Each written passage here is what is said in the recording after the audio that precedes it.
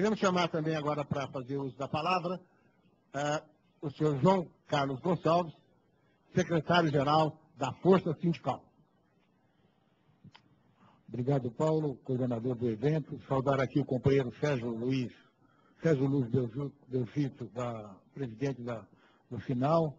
Saudar as centrais sindicais, companheiro Vira da CGTB, companheiro Nivaldo da CTB, companheiro Jaci da CUT, companheiro Zé Domingos da Nova Central Sindical e o companheiro Lourenço da UGT. Eu estava aqui pensando sobre a pergunta que vocês estão nos fazendo.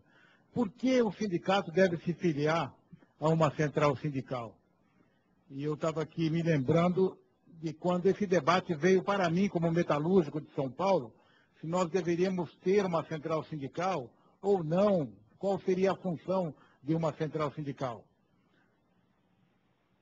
Essa pergunta, companheiros e companheiras, ela foi formulada já pelos trabalhadores, já no século passado, lá pelo ano de 1908, quando os trabalhadores em congresso no Rio de Janeiro já formulavam a ideia de ter uma central operária brasileira, chamada COB. Por que era importante construir uma entidade como uma central sindical? Eu acho que, na nossa concepção e na concepção daqueles companheiros lá do início do século passado, a ideia era no sentido de que os trabalhadores e as trabalhadoras tinham interesse de ter uma entidade que pudesse falar por eles como classe social, como uma classe trabalhadora. Metalúrgico, químico, servidores, trabalhadores rurais, comerciários, pudessem ter, além do seu sindicato de classe, que negociava os interesses particulares da sua categoria, com o patronato daquele segmento, com as condições de trabalho que eles tinham, eles pudessem ter um instrumento que pudesse ser porta-voz dos interesses gerais dos trabalhadores e trabalhadoras. Interesses gerais na área da economia, mudanças econômicas, preços, juros, mudanças na área da habitação, direito à moradia, direito à saúde, direito à escola, direito ao saneamento básico, que são questões que, independente de onde você trabalha, de gravata, de macacão, de roupas do hospital, são interesses gerais que pudessem ser, numa só voz, numa só entidade, colocado à sociedade, colocado aos governos. Essa questão da COB, ela foi só o início, mas naquele momento histórico dos anos 20, dos anos 10, dos anos 20, os trabalhadores e trabalhadoras e as entidades sindicais eram tratados como caso de polícia. Quando chega ali nos anos 30, na formulação de uma mudança da legislação, nós vamos ver que havia interesse de ter um certo controle sobre as entidades sindicais, né? Naquele momento é estruturado o movimento sindical através do sindicato, vou citar um exemplo, Sindicato de Comerciários, Federação de Comerciários e lá no topo a Confederação dos Comerciários. E assim os metalúrgicos, assim o pessoal da indústria, assim os trabalhadores que lá se organizavam por ramos.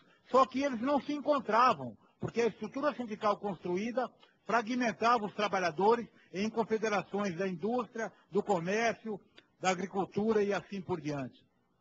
E nós, companheiros e companheiras, fomos construindo fórmulas para quebrar esse tipo de arranjo que existia. Vários pactos intersindicais foram construídos ao longo das lutas operárias. Não é à toa, para citar um exemplo, dos anos 50 e 53, a grande greve contra a carestia em São Paulo foi construída a partir do pacto anti-arroxo, construído pelos sindicatos. E nós vamos ter, como citou aqui o Jaci já na sua fala, em 64, quando houve o golpe, nós já tínhamos construído o Comando Geral dos Trabalhadores.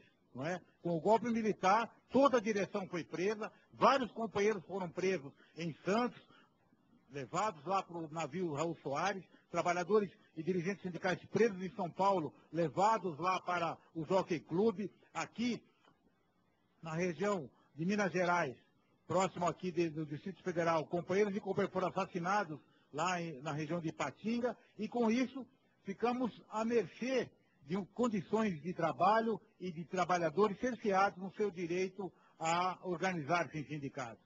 A partir dos anos 70 e dos anos 80 que começam os debates sobre a volta da construção de uma central sindical de trabalhadores. E aí tivemos toda a nossa experiência de 83, de 86, do nascimento das centrais sindicais.